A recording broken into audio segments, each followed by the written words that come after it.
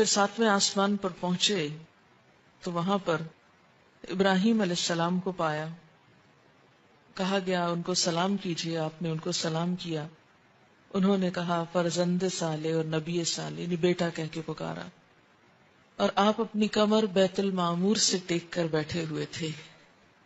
ایک اور حدیث میں آتا ہے نا کہ 7ویں آسمان پر بیت المعمور ہے خانہ کعبہ کی طرح، اور وہاں ہر روز 70,000 فرشتے طواف کرتے ہیں. تو ابراہیم علیہ السلام نے چونکہ دنیا میں بیت اللہ بنایا تو اس کے اعزاز میں آپ کو 7ویں آسمان پر جو بیت اللہ ہے وہاں پر رکھا گیا. مسلم کی روایت ہے کہ بیت المعمور میں ہر روز 70,000 فرشتے داخل ہوتے ہیں. بہقی کی روایت میں ہے کہ جب مجھ کو آسمان ہفتم یعنی 7ویں آسمان پہ چڑھایا گیا تو دیکھا کہ حضرت ابراہیم موجود ہیں، بہت خوبصورت. ان کے ساتھ ان کی قوم کے کچھ لوگ ہیں اور میری امت بھی موجود ہے.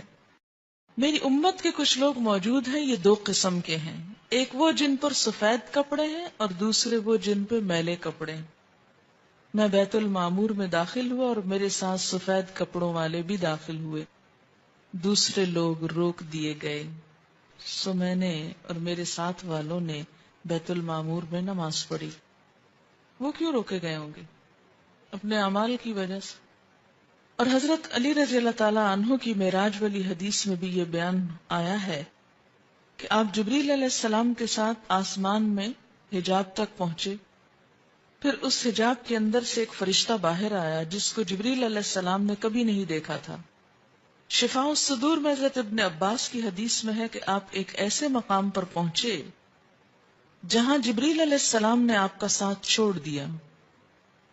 تو رسول اللہ صلی اللہ علیہ وسلم نے فرمایا کہ ایسے مقام پر کوئی دوست اپنے دوست کو نہیں چھوڑتا، آپ میرا ساتھ کیوں چھوڑ رہے ہیں؟ تو جبریل علیہ السلام نے فرمایا اگر میں اس مقام سے آگے بڑھوں تو نور سے جل جاؤں گا. بخاری کی روایت میں یوں ہے کہ میں ایک ایسے ہموار میدان میں پہنچا جہاں میں نے قلموں کے لکھنے کی آواز سنی. اللہ تعالیٰ نے مجھ پر اور میری امت پر 50 وقت کی نماز فرض کی. مسند احمد کی روایت میں ہے کہ سورۃ بقرہ کی آخری آیتیں کون سی بلا؟ آمن الرسول، وہ مجھ کو عنایت ہوئی. اور یہ بات کہ جو شخص آپ کی امت میں سے اللہ تعالیٰ کے ساتھ کسی کو شریک نہ کرے اس کے گناہ معاف ہو جائیں گے. مسلم میں ہے کہ آپ سے یہ وعدہ بھی کیا گیا تھا کہ جو شخص کسی نیکی کا ارادہ کرے اور کسی وجہ سے نہ کر سکے تب بھی اس کو ایک نیکی کا ثواب ملے گا، اور جب گناہ کا ارادہ کرے اور اس گناہ کو نہ کرے تو گناہ نہیں لکھا جائے گا، اگر کیا تو ایک ہی گناہ لکھا جائے گا.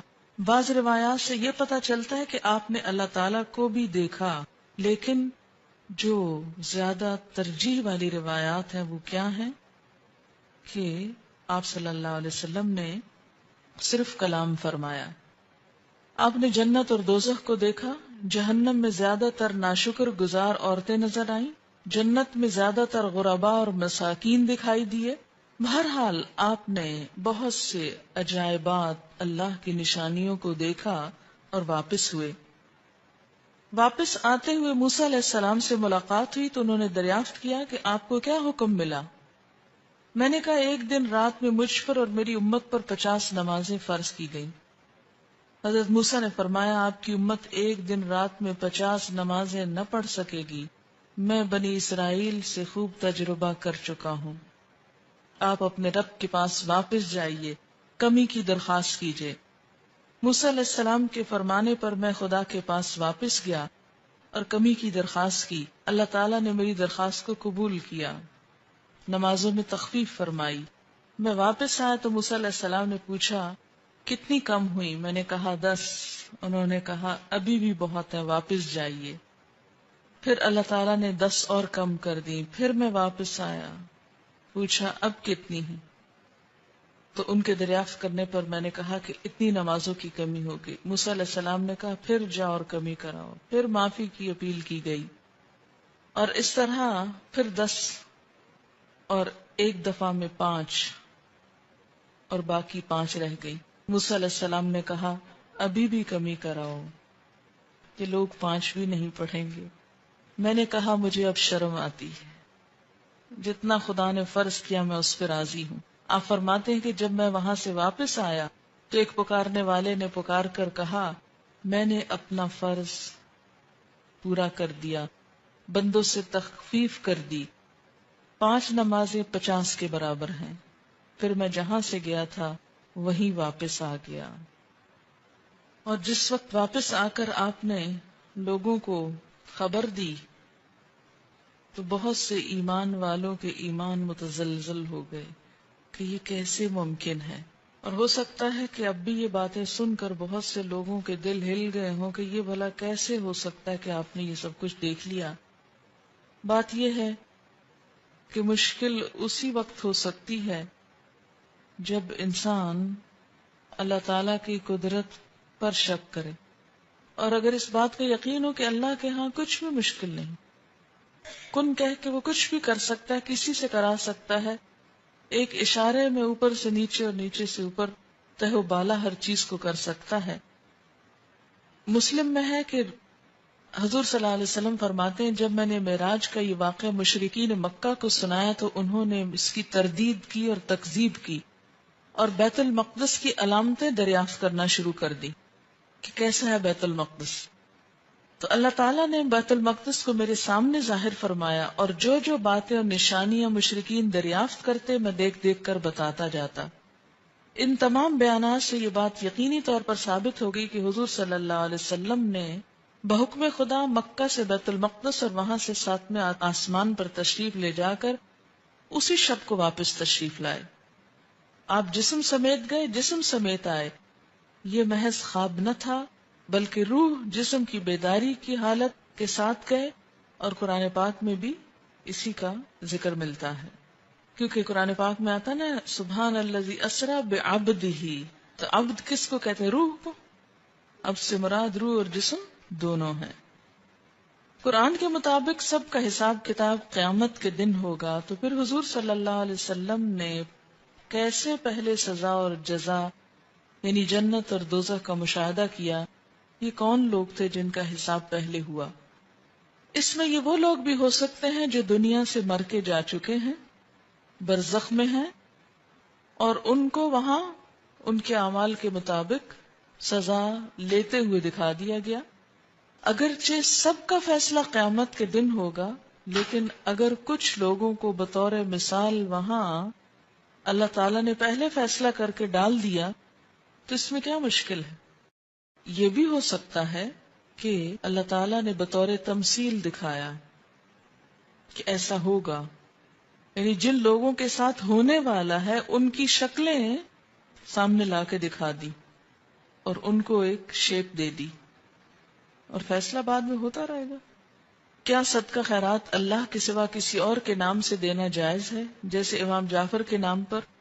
یہ تو آپ قرآن پاک میں واضح طور پر پڑھ چکے ہیں۔ سورۃ البقرہ آیت 173 میں دیکھیے، انما حرم علیکم المیتۃ والدم ولحم الخنزیر وما اہل بہ لغیر اللہ فمن اضطر غیر باغ ولا عاد فلا اثم علیہ ان اللہ غفور رحیم۔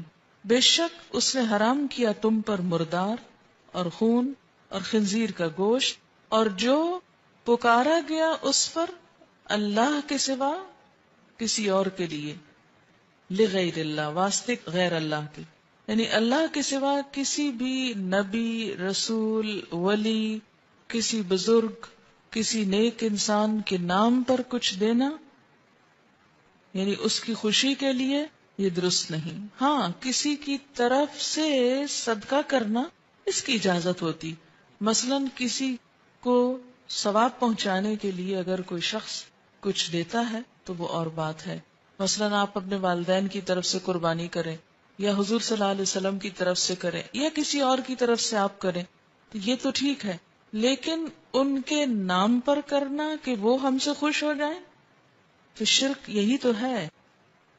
تو کوئی بھی ایسا کام کہ کسی انسان کو، چاہے کوئی زندہ ہے چاہے کوئی فوت ہو گیا، مثلا اگر کوئی شخص زندہ ہے اور آپ اس کے ساتھ نیکی صرف اس لیے کر رہے ہیں کہ یہ قیامت کے دن ہم کو اللہ سے چھڑا لے، تو یہ تصور غلط ہے۔ ہاں، اس لیے کر رہے ہیں کہ وہ دنیا میں آپ کو نیکی کی طرف لے جائے، وہ اور بات ہے. کیا رجب کے پورے ماہ کے اندر روزہ رکھنا منع ہے یا 27 رجب کا؟ یہ نہیں کہ پورے ماہ میں روزہ نہیں رکھ سکتے. نفلی روزہ عادتاً جو آپ رکھتے ہیں مثلاً 13, 14, 15 کا وہ رکھیے. اگر آپ کو عادت ہے سوموار یا جمعرات کے روزے کی رکھیے، لیکن مخصوص اس تاریخ کو ہی روزہ رکھنا یہ نہیں ہونا چاہیے. وآخر دعوانا ان الحمد للہ رب العالمین.